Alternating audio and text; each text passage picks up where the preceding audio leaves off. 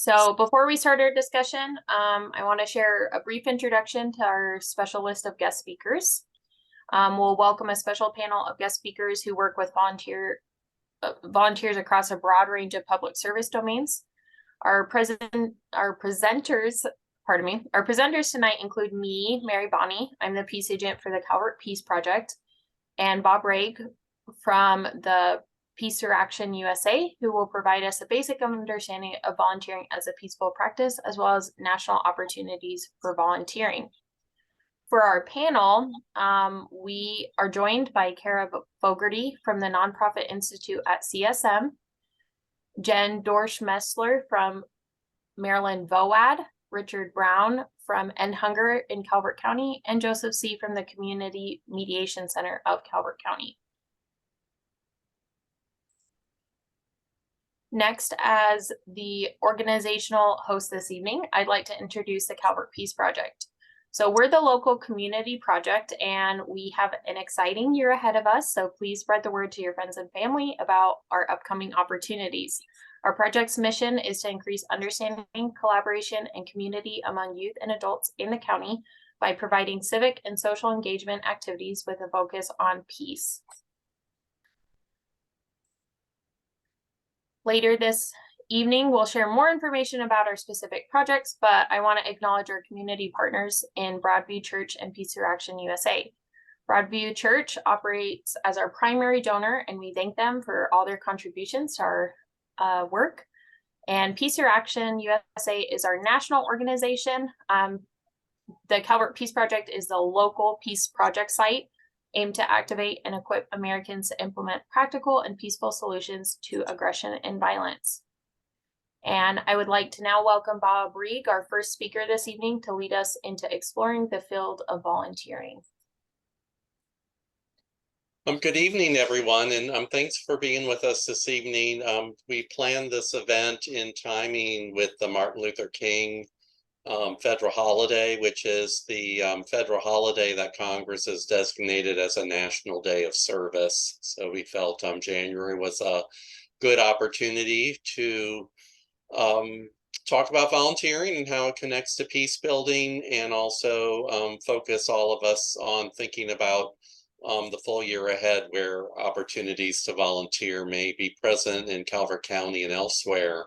My role this evening is just to give a couple of anchor points about volunteering in the big picture, so that a little more context of how the work in Calvert fits into the larger volunteering ecosystem. So just to remind us all, we probably all know this, but volunteering is performing service for others. It could be one individual or a group or a community or a nation or a world, honestly, without promise of compensation or receipt of money for that service.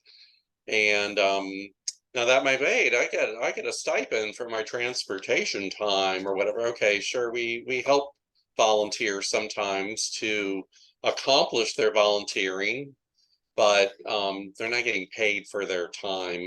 That's called work, and volunteering is different than work. Next slide, please. So volunteering comes in many forms and shapes.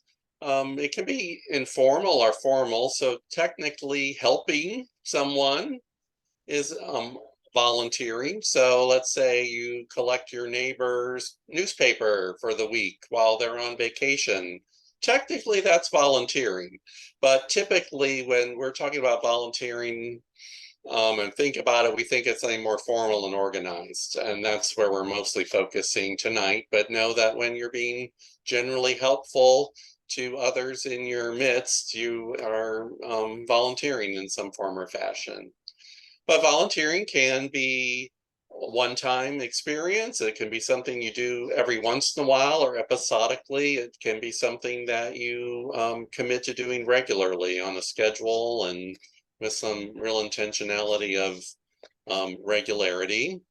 Volunteering can be done alone. It can be done with others. It can be done in person. It can be done virtually. And we need volunteers anytime, any place. Ask volunteers who serve as volunteer fire personnel. They're not necessarily on daytime 9 to 5 shifts. People volunteer in wintertime, summertime, springtime, fall time. So daytime, nighttime. And just want to give you the sense of all of the possibilities that volunteering can entail. Next slide, please. So a couple of fast facts about formal volunteering in America. First of all, an estimated 30% of Americans reported in 2019 that they volunteered formally for an organization or an association. That amounted to 5.8 billion hours of service with an economic value estimated of 147 billion.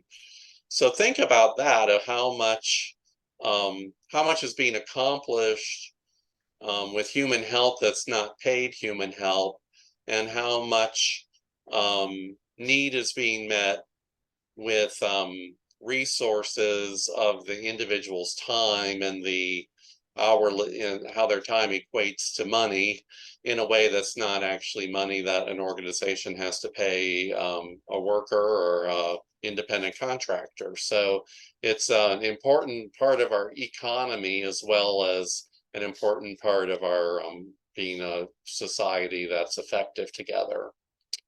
This is all information that comes from a biennial supplement to a census. It's called the Current Population Survey. And so every 2 years, there's a supplement on volunteering and civic engagement. And this information comes from that source. So from that source, we know that formal volunteers are disproportionately white, non-Hispanic, middle-aged. So that's something we certainly want to attend to as volunteer managers and as organizations that uplift volunteers. As are we creating opportunities for everybody? But that's how it skews currently. That also seems to be something that people with higher education levels and income statuses can accomplish than others. It's kind of not a surprise in terms of people's work schedules might be different if they have lesser education than college degrees.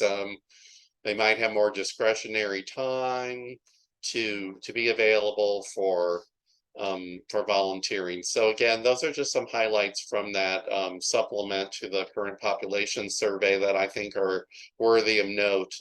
Mostly to reinforce the centrality of volunteering to our social and economic life as a nation, but also to highlight where there are some inequities that we all want to be attentive to. Next slide, please. So there is an infrastructure that supports volunteerism. We have many examples of this infrastructure with us tonight. But at an organization level, that's the direct service level where the volunteering is actually happening. And so typically there's volunteer assignments or positions with descriptions and roles and duties and expectations. Organizations that utilize volunteers have somebody in some coordinating function. They might be full-time as a coordinator. Often they're doing other things as well, but it's some point of contact to be a liaison to the volunteer and to help them fulfill their obligation. At the local level, it kind of varies depending on the size of the geopolitical jurisdiction we're talking about. Some larger cities or even smaller areas might have government agencies that have a responsibility to promote volunteerism and give some support to volunteer coordinators and organizations that use volunteers.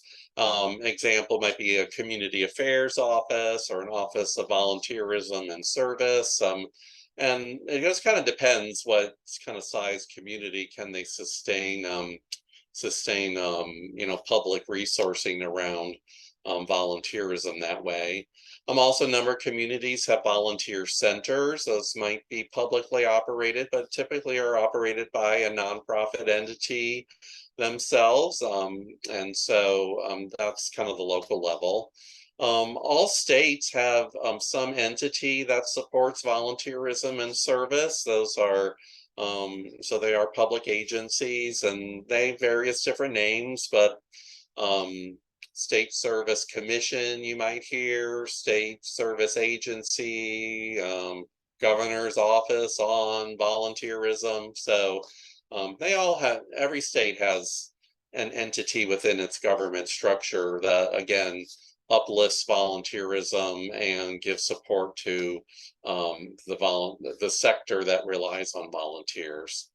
And then at the national level, we have AmeriCorps. You might be familiar with it, AmeriCorps, as a program where people give years of service. It's also the name of the brand name of the federal agency. So AmeriCorps is both a program as well as an agency, and the agency supports people giving years of service. They are compensated, so those are service participants or AmeriCorps members. They receive some compensation for their time, so they're not volunteers. But AmeriCorps also supports AmeriCorps AmeriCorps senior members who are volunteers, and they're older Americans doing volunteer functions around the country. And then AmeriCorps supports National Days of Service, as well as provides research and evaluation on volunteering, and is an ambassador and advocate for the importance of volunteering to our civic life. So just to assure you that we're all connected in a system of organizations working together. You might wonder, like, what does volunteering have to do with peace building? That's we probably, when people think of peace building, they're thinking of conflict resolution and gun violence prevention and some kind of the really immediate things one can think about in terms of peace and how we might be repudiating violence with peaceful practices. Peace or Action considers volunteering a peaceful practice and wanted to kind of make that connection for you. First of all, volunteering is a way to establish one's civic engagement, because volunteering helps contribute to the quality of life of the community in which the volunteering is happening. And so communities that have higher quality of life tend to be more peaceful. People are stressed and challenged and are able to move forward in their lives with more dignity and joy. And so that creates a more peaceful ecosystem in which people can inhabit. And then also volunteering supports social cohesion.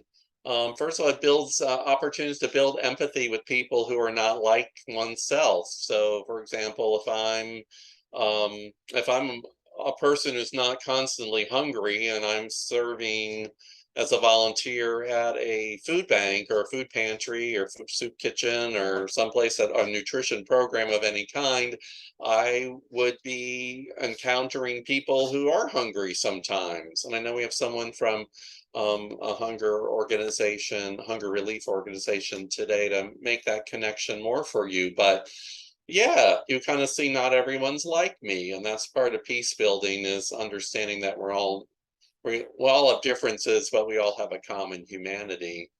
And also volunteering, especially when it's done with others, can provide opportunities for people to organize themselves around a common challenge, and that builds goodwill and, again, an awareness that we're not all isolates and that we belong together. So those are some of the touch points that I see as a connection between volunteering and peace building, and wanted to give you that sense of why we uplifted and are uplifting it tonight. The last slide, please. So just to highlight some national mechanisms that are available for anyone to find volunteer opportunities. And we'll talk later about ways to find that locally in Calvert, but AmeriCorps has a volunteer search engine. I provided a website link there. AmeriCorps uplifts some 2 National Days of Service, MLK Day, which is coming up this weekend and culminating Monday, the 16th of January. And then September 11th is a National Day of Service also. It's not a federal holiday, but it is a day that Congress has designated as a National Day of Service at the behest of survivors of the 9/11 tragedy and who wanted to find a way to move forward in a positive direction from that horrible day in our national history. And I would be, remiss if I didn't highlight that Peace Through Action itself has volunteer opportunities. Currently, we're looking for virtual writers of some of our information sheets that promote peaceful practices. So if you're comfortable and want to do volunteering from your desk or your couch at a home-based location, we have a volunteer assignment ready for you right away. But we also have a mechanism place if you want to volunteer on a peace cause and don't quite know who to connect to. You can fill out some information and get us some information about your interests, and then we'll help connect you to an organization that might be able to use your time and talent. So those are my introductory remarks, and I will return it back to Mary to move us along. Thank you so much. Awesome. Thank you so much, Bob, for your informative presentation and the valuable insight into the instrumental role of volunteering as a peaceful practice. We're going to go ahead and transition into our Q&A panel discussion portion of this evening. Before we begin, we'd like to welcome our 4 panel discussion speakers this evening. We'll have a series of Q&A for our speakers, but I'd like to invite each of you to share a brief introduction to your organization and the nature of your work before we begin. So whoever wants to start. I'll go. So my name is Kara Fogarty and I work with the Nonprofit Institute. We're housed at the College of Southern Maryland. So I am not a nonprofit per se, but I work with hundreds of nonprofits throughout Southern Maryland, including Calvert County. And we provide classes, an annual conference. We serve as a resource, and we hold a lot of group meetings that are now on Zoom and will stay on Zoom by request that foster a lot of collaboration. And we run some affinity group meetings, including one that's focused on people who work with volunteers, volunteer coordinators. Thank you.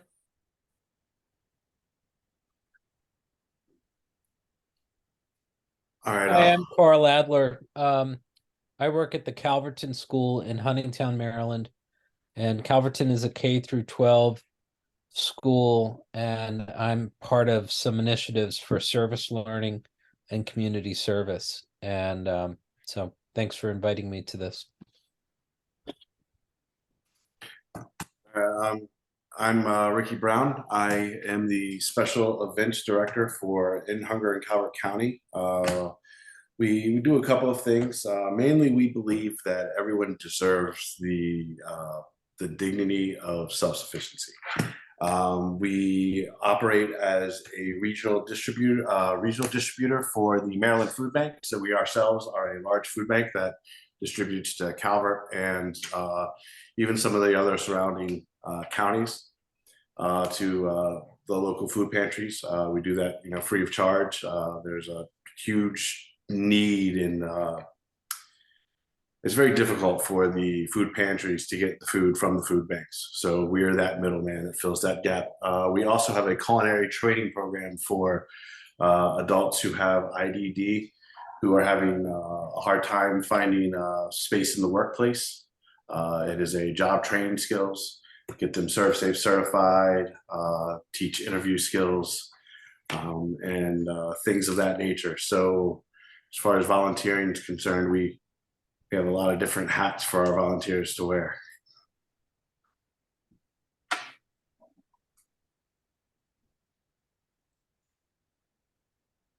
I'll go.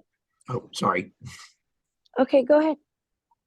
My name is Joe Carr, and I am the development director, a mediator, and member board of directors of the Calvert Community Mediation Center. And I think our mission says quite a bit of what we do. And it's to provide conflict management services and educational services to empower people to create and develop their own solutions. Our primary function is mediation, but we do it a little bit differently as far as mediation, even in courts. We don't give advice. We don't tell people what to do. We're not judgmental. We respect the ability of everyone to be able to, if they can speak and be heard, then they can self-determine how they can resolve their own issues. And we're made up of a number of volunteers, probably about 15. We've been in business for 16 years, and because of COVID, the increased stress levels, we are very, very busy, and we need help. So we're anxious to do whatever we can to solicit and get out there what we do. So thanks for inviting us. All right, I guess that leaves me. I'm Jen Dorsch-Messler. I'm here representing Maryland Voluntary Organizations Active in Disaster, or VOAD for short. We are a member association organization within Maryland. We comprise of organizations that mitigate and alleviate the impact of disasters. And so we have, in Maryland specifically, we have 27 different nonprofit members that are different organizations that do some form of support after disasters. And the idea of having Maryland VOAD as a space where it provides a forum for what we call the 4 C's to practice communication, coordination, cooperation, and collaboration. So that we can be doing all those things in blue skies. So when a disaster hits, we know, oh, this organization does this and this organization does this, and how can we best provide a delivery of services for those who are impacted. So in some ways, we hope that our volunteers never come to Calvert County, because that means there's a disaster there. But we have conversations in case there is a need, so that we can have our member organizations. And then we have 16 partners that include MDIM, which is the state emergency management, as well as different county emergency managements as well. And so we're collaborating with them and having conversations with them, so that if something were to happen in any county in Maryland, that we would have volunteers that could support with whatever the unmet needs are. So we are the Maryland chapter of, there's also the National VOAD, which is organizations that respond across the nation. The kind of those numbers that were shared earlier, that in a triennial review in 2019, just volunteers serving after disasters was 1.3 billion. So that's maybe a big chunk of that 5 billion that was mentioned earlier. So I specifically represent an organization, Brethren Disaster Ministries, out of New Windsor, Maryland. So we, like, if there's a home rebuilding, that's one of our specialties, or we help support children after disasters. But a lot of those members you've heard of, Red Cross, Salvation Army, big organizations like that. But then there's other organizations like Hope Animal Assisted Crisis Response that brings comfort dogs after disaster, or Operation Barbecue Relief that comes and brings barbecue. So there are lots of different opportunities and different organizations that are part of our members, and who we keep in touch with on a regular basis. Perfect. Thank you all. So we'll go ahead and move on to our Q&A discussion for the evening. Sorry, I didn't get to go. Oh, I'm sorry. It's okay. I'm Christina Sodero. I'm just coming up on 10 months. We started a nonprofit organization. So I'm really excited to hear about this, because networking is on the top of our list, and volunteering. We breed and train and provide emotional support service dogs using the American Akita for veterans suffering from post-traumatic stress. So it's been really something, but really nobody knows we exist. So we want to start getting the dogs out and socializing them. So this is really awesome. It's nice to meet all of you.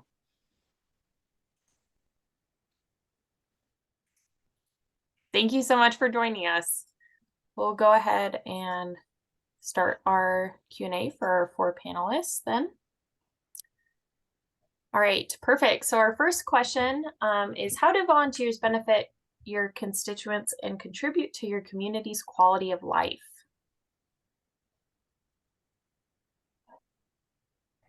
Well, I'll take this. So a lot of my volunteers are my constituents. They maybe not directly benefit, but they benefit, we always say that the face of hunger is a familiar one. It's not necessarily, someone who's homeless or someone who's jobless. A lot of times it's your neighbor who goes to work every day and just doesn't have enough to meet that food requirement, or they have to make a choice between, oh, should I get new tires or should I feed my family? And so a lot of our volunteers are actually people who benefit from the food pantries that we go to.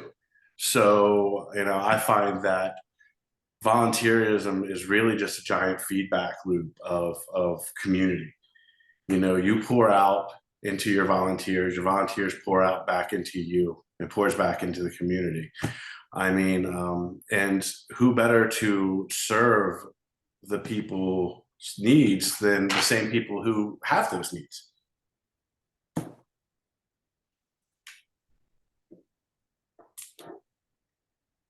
Yeah, thank you for that. I'd like to just piggyback with what Ricky just said as far as constituents.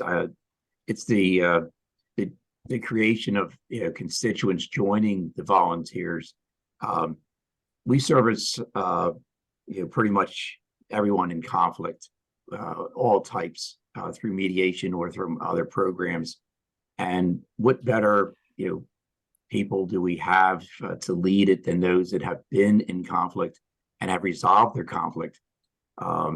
We find that giving is tremendously therapeutic, and that in itself is a healing process to those in conflict. And if you're in conflict, you're not in peace. And as far as the county is concerned, the more I think we work with one at a time, and then hopefully that they network for others. So I think that it's a circle. Yeah, and I'll add to that. So I don't work directly with volunteers because we work directly with nonprofits. We like to say that nonprofits are the heart and soul of a community. And the volunteers are those that hold up the foundation of that community. Without volunteers, many nonprofits wouldn't be able to get their work done. It's that important and that crucial. Yeah, definitely. Thank you. Yeah, I would piggyback on that a little bit. To obviously with ours, it's really helping those they're serving in the greatest time of need, when it's like basic needs of food and comfort and help with their rebuilding their home or providing shelter. But many of the people that our organizations help wouldn't be able to do it without those volunteers. Kind of the same of what you said. They could not afford to do it without the help of volunteers and other organizations that are supporting them. And listen, even down to the listening part, and those that are supporting them in, like I said, the greatest need. And when it's not just their house that's impacted, because they've gone through it as well. Perfect. Thank you. Our next question is, from your experience, how has the field of volunteering changed in the past 5 years? And what do you predict will happen in the next 5 to 10 years?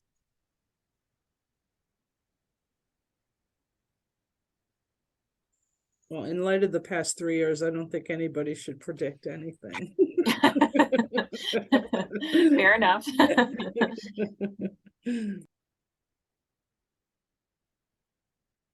I mean, other than the onset of how things are, so much more things are going virtual. And so there's a need now Where before it seems like, maybe you needed more bodies. I need, like feet on the ground and boots on the ground or whatever. Now it's like I really need someone who knows how to properly socially network all of this and how to outreach that and how to talk to this person and how many of like events, I can speak for events specifically. It's like I need people who know how to like do live stream and stuff like that, rather than before when I needed someone who was a runner who was literally going out, because my events have, a lot of them have gone from in person to hybrid or to virtual events. So the nature of maybe the medium has changed but the amount of volunteers that are needed hasn't changed. But I think with the fact that the medium's changed, it's also added a little bit of like room for some creativity and some more agency that your volunteers can have. Whereas before, if I needed a boots on the ground and a runner, that person is doing me a great service, but they're doing that service, but if I have someone who's like, hey, can you live stream that? Well, now they've become a producer to a TV show. So they have this agency, this ownership. And when you have that, that's going to, I think, bleed out into the community even more, because when you own something, you have more pride of it, and you want people to see it and touch it and be part of it. Yeah, of course. Thank you. I think that if you look at it from a basic, the economic principle of supply and demand, as far as stress and conflict, the last 3 years have not been kind. The amount of those that are in stress, when you don't allow children to go to school and they have no ability to learn socialization, that's been cooking for a few years, and now they're back into society. And even the very young ones don't know how to engage socially, and so therefore it's an extra growth unfortunately in conflict in different areas that were never a challenge before. So in the next 5 years, I think that those that have not been helped will continue to have conflict with socialization. And so the need for more volunteers is important. To train volunteers to work and to network, and then to find it. I see that there's more opportunities in the future. So I think we're going to have to be a little bit more, maybe not creative, but I think we need to be a little bit more observant as to where pockets of conflict have grown that were not around before, and we need to address it. And it's going to take more people, and creativity, I guess, would be an answer to that. Yeah. Awesome. Thank you.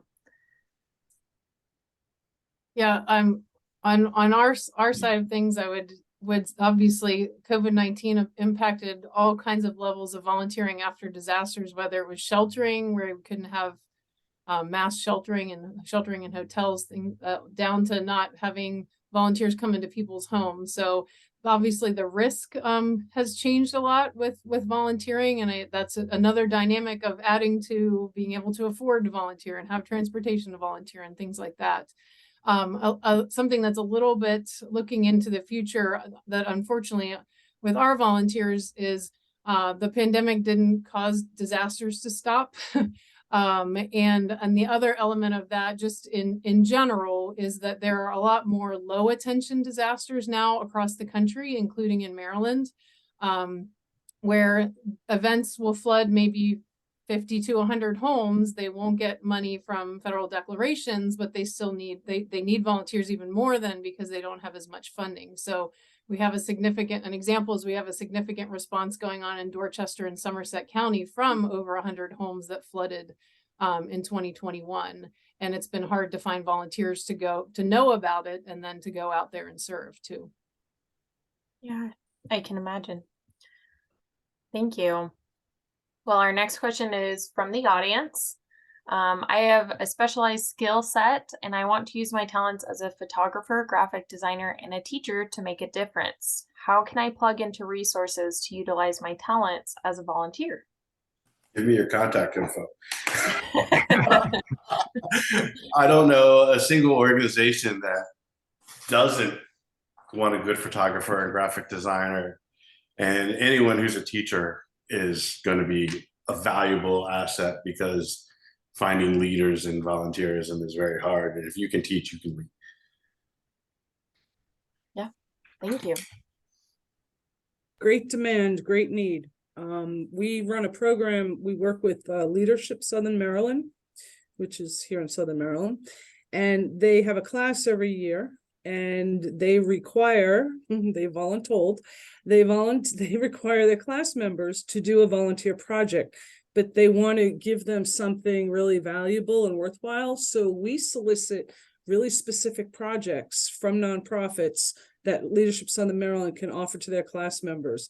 And it has proven fabulous, because the class is made up of attorneys, CEOs, administrative assistants, all kinds of people from all kinds of businesses, county governments, school systems. And so people come to Leadership Southern Maryland with different skill sets. And so we tell the nonprofits, if you have a specific need for a photographer, or you need some help with your website, or whatever it is, really spell it out and they will match you up. And every year, every organization gets a volunteer, and it's a fabulous volunteer, because they're working professionals focused on their skill set, and then they share that talent with that nonprofit. So sometimes you have to just you can call a nonprofit and say, hey, I want to do this, but sometimes a little research, a little poking around, and you can even contact us. We know of some opportunities. So yeah, that's awesome. Thank you. I would also, if you're looking at serving within disasters, I would send you to our website as well to see those members that we have, because as Ricky said, and probably any of them would want the graphic design side of things. But also there are a couple, in my organization is one of them. We have children's disaster services. So anytime we hear teacher or retired teacher, we'd be happy to get you trained. There's a training in Delaware this spring, actually, so I could send you that information. But any of our organizations would likely have opportunities for you to plug in as well. And we also have a website that's a platform that you sign up, and then the opportunities would get sent to you. They would vary, but if they match your skill set, then you'll be able to connect with that opportunity as well. Great, thank you. All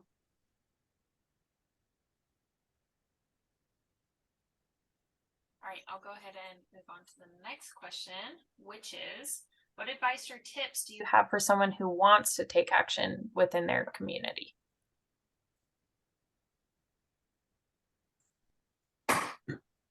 So I would say seek it out. It's not going to land in your lap. We all have the device of all knowledge, right? And there used to be something called Volunteer Southern Maryland, and it was run by the College of Southern Maryland. It was given to the Nonprofit Institute, and nonprofits could post their volunteer needs, and people could see this website. It turned out to be a fabulous Facebook page associated with it, but we are extremely tiny and we did not have the manpower to manage it. So we turned it over to the United Way of Charles County.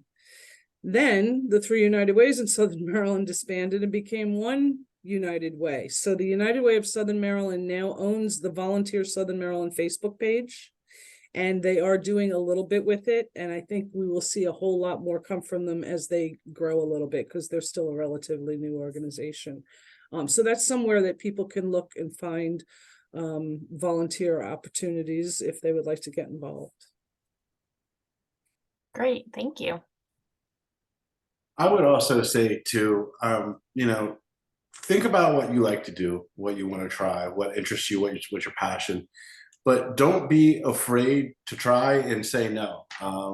One of the pastors at my church calls it the hokey pokey method of service. You put your foot in, you put your foot out. It's like, I don't know a single organization that if you volunteer for one day to try out, and you're like, I'm sorry, it's just not for me, or there's going to be any bad feelings, because it's not going to be for everybody. And it's not, and you might not be a fit for me. You might not have the skill set that I need for a particular job. It's like a job. It's just, I'm not giving you any money. So, don't be afraid to get your feet wet and try it out. And if you don't like the first thing that you try, don't get discouraged and think, oh, there's nothing out there for me to volunteer myself. I tried something and I thought I'd really like it and I didn't, because there will be something that fits you. That you got to find the right organization with the right culture and the right tasks that you're given to make you feel fulfilled. Don't sell yourself short. Don't sell your talent short. Do what makes you happy, and don't be afraid to try different things until you find out exactly what that is. Yeah, thank you. I think a lot of skills are transferable. I'm looking at it from the other way, as far as what are people's passions? Where do they see the need? And don't be afraid to try something brand new. If you're really a great photographer, this might be an opportunity to learn another skill set, and photography might marry up with that later on. But if you really like something, get involved and then learn about what it takes, and it can be a very new, rewarding experience. Perfect. Thank you so much. All right. Our next question is, what are the biggest misconceptions about volunteering?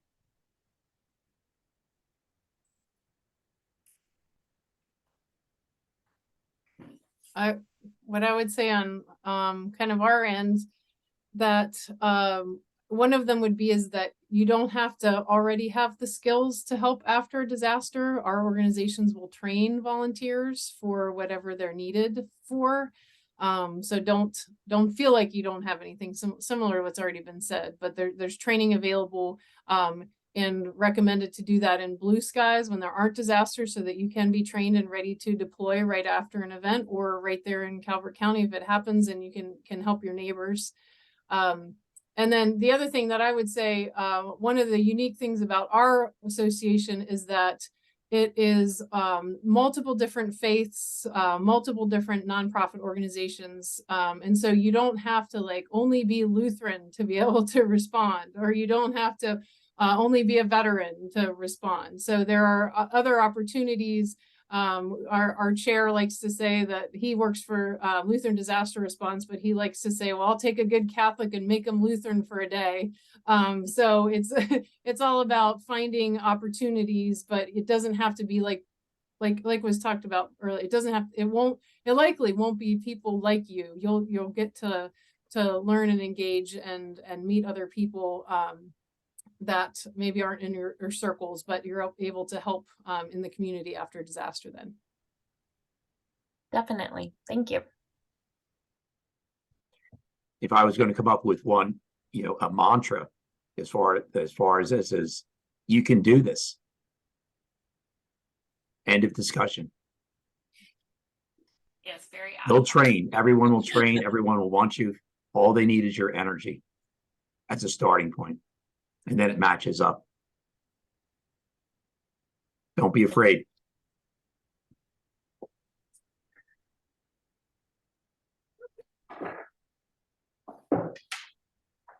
All right.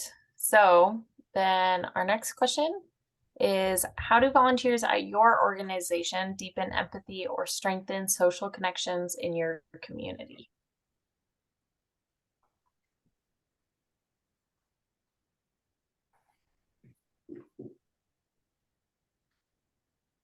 Well, I was going to say that I see a lot of situations, I hear from a lot of different nonprofits where some of their volunteers stick around for a long time because they learn about other people that broke down misconceptions, open their eyes to other issues and problems they really didn't know about. and deepens the empathy. And in some cases, especially with adult organizations that help adults with developmental disabilities, sometimes the volunteers end up creating true friendships with the clients that the nonprofit is serving. So there's, a strengthening of a social connection. I mean, yeah, piggyback on what you said, you have a lot of times people serving next to each other who might not, other than that chance, have been exposed to, and, different socioeconomic status, different, circle of friends, different, things that they like and hobbies and whatnot. But, they come together for a common good, a common goal, and they learn, I got a new friend here. I've got, somebody else, and that, just, one little chip of the ice, and one little chip, and it keeps on chipping away until you realize, like, well, maybe everybody I see isn't as different from me as I thought.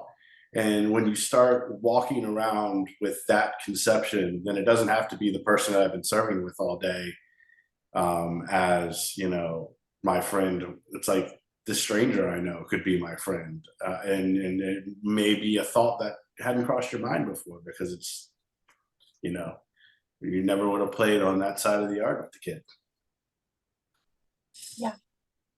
Excellent. Thank you.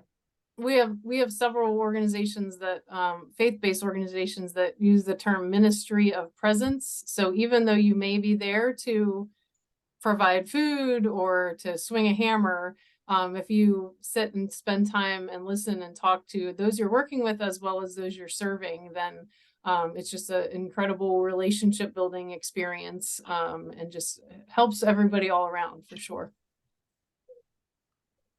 Yeah. Thank you so much. I think it's a great opportunity to bring younger youth, your children, your grandchildren, to see the other side of the world that they don't get a chance to see. And from the beginning, they feel like there's things that they have a stronger purpose, and perhaps it's not about me. It might be about others. And that's something that I think a previous question is what changes in the next 5 or 10 years. And the fact is that I think the embracing of it's not about me, to reinforce the family structure in that, in case it was missed. It's an opportunity. Yeah, that people learn that there's something greater than themselves. Mm-hmm. Yep. Yeah, I totally agree. Our very last question is, if there was only one thing that you hope people in the audience today would do as a result of our conversation, what would that be?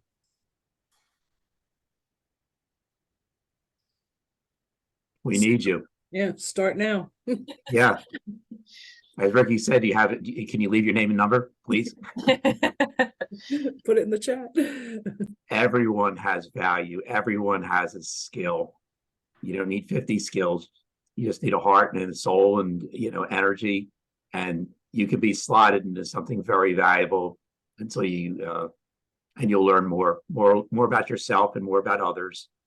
And it can be extraordinarily rewarding, very therapeutic.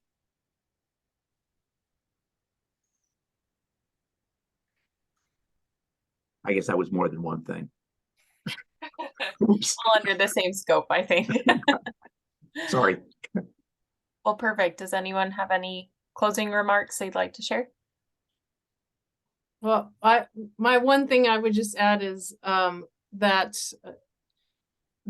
for us, especially Maryland Vote and a lot of the organizations, we focus on long-term recovery. So just because there isn't something in the news about an event that has happened, that doesn't mean that there aren't still people in need. And unfortunately, usually it's those most vulnerable who still have those unmet needs. And so keeping in touch with, if you're interested in serving disaster survivors, to be in touch with Maryland Vote. If you're a volunteer, affiliating with one of our organizations, or if you're an organization that would like to serve disaster survivors, then maybe becoming a member as well. Yeah, that sounds awesome. Thank you. Well, I would just like to thank you all for your thoughtful reflections and truly inspiring responses to our questions. We're so grateful for your presence at this event and especially grateful for your contribution to our Calvert community. For our listeners this evening, please do visit our webpage for this event to explore each of these organizations more deeply. There you'll find links to their websites and find resources to volunteer with them. So that bit of advice to go ahead and sign up, you can do that. Right now. Yeah. The phones are open. Yes. So we'd like to discuss a few ways you can engage specifically with Calvert Peace Project. We always welcome volunteers and we truly value your participation at our events. So you can sign up for our project newsletter that will instruct you to upcoming events, follow our projects on social media, attend speaker and film discussion events like this one. You can join our book club, join future service projects, encourage youth participation in leadership and development group that we're starting within the high schools and for our summer experience coming up. Invite us to present with your group if you have an interest in presenting peaceful practices to a group of your choice. Promote our projects and activities and events with friends, families, your organization, whoever wants to attend. Donate event space or project supplies if you feel you have something that we could use. And of course, make a donation of money. We are really excited to announce our involvement with the Project Sputnik Garden. That is a garden hosted by the All Saints Church in Sunderland. And in service of our Calvert community, we're partnering with the Project Sputnik Garden to provide volunteering opportunities for youth and adults. And the food from that garden is then donated to our local food banks. So we feel like it's an awesome opportunity to develop some skills and get involved in your community. So here's our project contact information. Of course, you can always visit our website or join us on social media, and you can always email me if you have questions or want a chance to volunteer.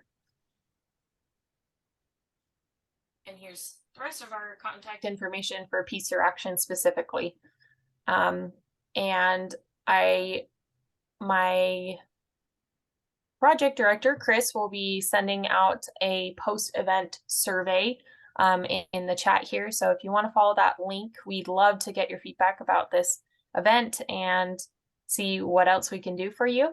Thank you so much for attending our event, and we really hope to see you at our future events and activities and programs. And we're excited for this upcoming year and your participation as volunteers. Thank you all so much for attending. Thank you. Thank you.